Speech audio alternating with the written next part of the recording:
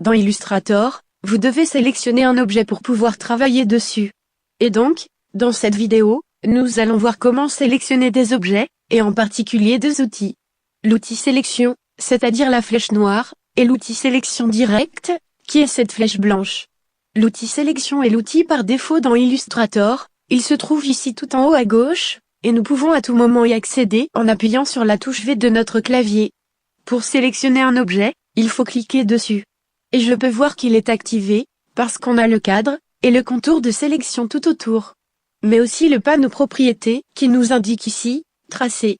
Si vous ne voyez pas le cadre ou le contour de sélection, vous pouvez aller dans le menu affichage, et cliquer ici, où vous aurez affiché le contour de sélection, ou ici sur afficher le cadre de sélection. Et vous pouvez bien sûr utiliser pour cela les raccourcis clavier.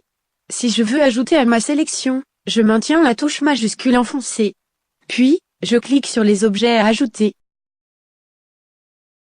Je peux soustraire d'une sélection, toujours avec la touche majuscule enfoncée, et en cliquant sur les objets à soustraire. Autre façon de faire, est de cliquer et glisser notre souris. Et il suffit qu'une partie de l'objet soit à l'intérieur du cadre en pointillé de la souris pour le sélectionner.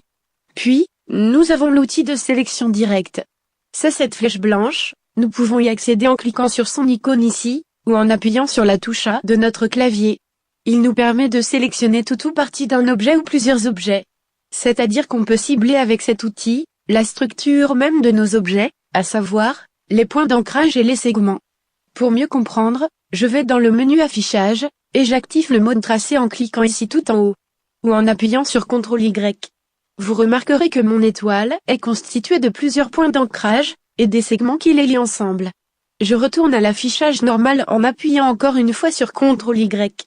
Maintenant, avec l'outil sélection directe, je peux venir sur ce point d'ancrage, le sélectionner en cliquant dessus, puis le contrôler, indépendamment du reste de notre tracé. Je peux aussi sélectionner plusieurs points en maintenant la touche majuscule enfoncée. Cet outil me permet aussi de cibler les segments. Par exemple, si je clique sur ce segment je le sélectionne, ainsi que les deux points d'ancrage qui y sont connectés. Cliquer et glisser ma souris, me permet de sélectionner différents points d'ancrage, même s'ils appartiennent à différents tracés. Si je clique avec le bouton droit de ma souris sur cette icône, je peux utiliser un troisième outil, l'outil de sélection directe progressive. Il est spécialement conçu pour sélectionner des objets à l'intérieur d'un groupe. Pour mieux comprendre, je sélectionne ces deux objets, et dans le panneau propriétés, je clique sur associer. Nous venons de créer un groupe, et l'outil sélection ne me permet plus d'agir individuellement sur ces deux tracés. À partir de là, nous avons deux solutions. Soit entrer en mode isolation, chose que nous allons voir dans une prochaine vidéo, ou plutôt, utiliser l'outil sélection directe progressive, et agir ainsi uniquement sur ce carré.